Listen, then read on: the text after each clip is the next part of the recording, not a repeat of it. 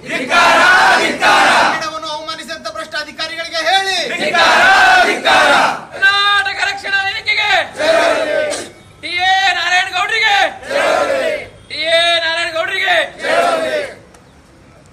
ಕನ್ನಡವನ್ನು ಅವಮಾನಿಸಿದಂತ ಭ್ರಷ್ಟ ಅಧಿಕಾರಿಗಳಿಗೆ ಹೇಳಿ ಧಿಕ್ಕಾರ. ಕನ್ನಡವನ್ನು ಅವಮಾನಿಸಿದಂತ ಭ್ರಷ್ಟ ಅಧಿಕಾರಿಗಳಿಗೆ ಹೇಳಿ ಧಿಕ್ಕಾರ. ಕರ್ನಾಟಕ ರಕ್ಷಣಾ ವೇದಿಕೆ ಕರ್ನಾಟಕ ರಕ್ಷಣಾ ವೇದಿಕೆಗೆ ಬೇಕೇ ಬೇಕು ಬೇಕೇ ಬೇಕು ಯಾತಕ್ಕಾಗಿ ಹೋರಾಟ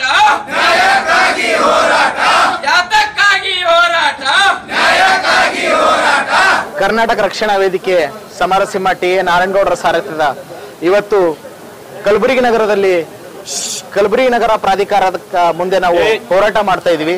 ವಿಷಯ ಏನಪ್ಪಾ ಅಂದ್ರೆ ಒಂದು 2 ದಿವಸಗಳ ಹಿಂದೆ ಕಣ್ಣಿ ಮಾರ್ಕೆಟ್ ಅಂತ ಹೇಳಿ ತರಕಾರಿ ಮಾರುಕಟ್ಟೆ ಆಗಿದೆ ಅಲ್ಲೊಂದು. ಅದು ಎಲ್ರಿಗೂ ಕಲಬುರಗಿ ನಗರದವರಿಗೆ ಹೆಮ್ಮೆ ವಿಷಯ.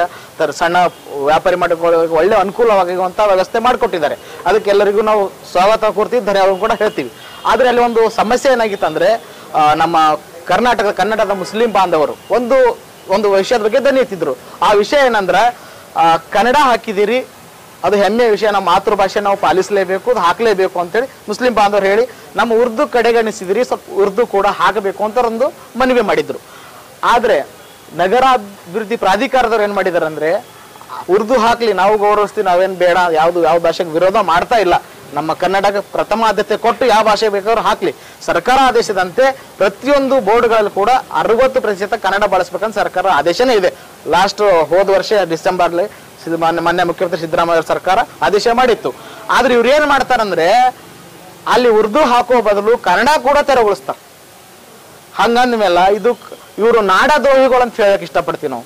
ಕರ್ನಾಟಕದಲ್ಲಿ ಇದ್ಕೊಂಡು ಕನ್ನಡವನ್ನು ಗೌರವಿಸಿ, ಕನ್ನಡವನ್ನು ಪ್ರೀತಿಸಿ, ಕನ್ನಡವನ್ನು ಬಳಸಿ ಉಳಿಸುವಂತ ಅಧಿಕಾರಿಗಳೇ ಕನ್ನಡವನ್ನು ತೆರವುಗೊಳಿಸ್ತಾರೆ. ಅಲ್ಲಿ ಯಾರಿಗೂ ತೊಂದರೆ ಇರಲಿಲ್ಲ, ಕನ್ನಡ ಇರ್ಲಿ, ಯಾರು ತೆಗಿ ಅಂತ ಹೇಳಿಲ್ಲ.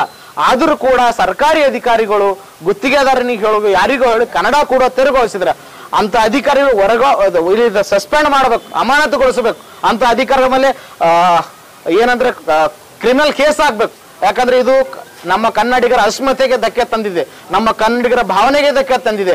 ನೋಡ್ಬೋದು ನೀವು, ಪ್ರತಿಯೊಬ್ಬ ಇಲ್ಲಿರ್ತಕ್ಕಂಥ ಶಾಸಕರಾಗ್ಲಿ, ಸಚಿವರಾಗ್ಲಿ, ಕಾರ್ಪೊರೇಟರ್ಗಳ ನಾಚಿಕೆ ಬರಬೇಕು ಅವ್ರಿಗೆ. ಯಾಕಂದ್ರೆ ಕನ್ನಡಕ್ಕೆ ಅವಮಾನ ಇದ್ದಾಗ ಎಲ್ಲರೂ ದನಿ ಎತ್ತಲೇಬೇಕು ಅಂತ. ಇವತ್ತು ಶಾಸಕರಾಗ್ಲಿ, ಸಚಿವರುಗಳಾಗ್ಲಿ, ಕಾರ್ಪೊರೇಟರ್ಗಳ ಲೀಡರ್ಗಳಲ್ಲಿ ಬಾಯಿ ಮುಚ್ಕೊಂಡು ಕೂತಾರಂದ್ರೆ ಅವ್ರ ಜನ್ಮಕ್ಕೆ ನಾಚಿಕೆ ಬರಲ್ಲ ಅಂತ ಹೇಳ್ತೀನಿ ನಾನು. ನಾವು ಏನೇ ಕನ್ನಡದ ನಾಡು ನುಡಿ ನೆಲ ಜಲಕ್ಕೆ ಸಂಬಂಧಪಟ್ಟ ಯಾವುದೇ ವಿಷಯ ಆದ್ರೂ ಕೂಡ ನಾವು ಕರ್ನಾಟಕ ರಕ್ಷಣೆಗೆ ಯಾವತ್ತು ಹೋರಾಟಕ್ಕೆ ಸಿದ್ಧ ಇದೀವಿ. ಈ ಹೋರಾಟ ನಿಲ್ಲಲ್ಲ.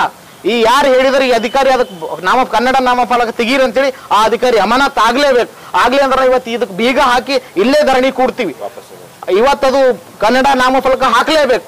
ಒಂದ್ ವೇಳೆ ಹಾಕ್ಲಿಲ್ಲ ಅಂದ್ರೆ ನಾವು ಎದ್ದು ಹೋಗಂಗಿಲ್ಲ. ಇದಕ್ಕೆ ಸಂಬಂಧಪಟ್ಟ ಅಧಿಕಾರಿಗಳು ಬರಬೇಕು. ನಾವು ನೋಡ್ತೀವಿ ಒಂದ್ ಸ್ವಲ್ಪ ಹೊತ್ತು, ಇಲ್ಲಾಂದ್ರೆ ಇದಕ್ಕೆ ಬೀಗ ಹಾಕ್ಬಿಡ್ತೀವಿ, ಇಲ್ಲಾರು ರೋಡ್ ರಸ್ತೆ ಬಂದ್ ಮಾಡ್ತೀವಿ. ದಯವಿಟ್ಟು ಇದಕ್ಕೆ ಸಂಬಂಧಪಟ್ಟ ಅಧಿಕಾರಿಗಳು ಬರಬೇಕು.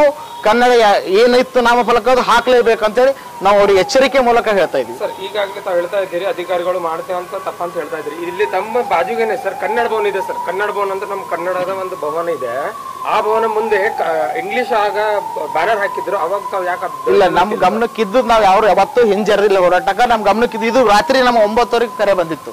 ರಾತ್ರಿ 9 ಕರೆ ಮಾಡಿ ಸರ್ ಹಿಂಗೆ ಮೊನ್ನೆ ಒಂದು ಇದಾಗಿತ್ತಲ್ಲ, ಅಲ್ಲಿ ಕನ್ನಡ ಕೂಡ ತೆರವುಗೊಳಿಸಿದ್ರೆ ಅಂದಾಗ ನಾವು ರಾತ್ರಿನೇ ಹೋರಾಟಕ್ಕೆ ಸಜ್ಜು ಮಾಡ್ಕೊಂಡು ಬೆಳಿಗ್ಗೆ ಬಂದಿದ್ದೀವಿ. ಅದು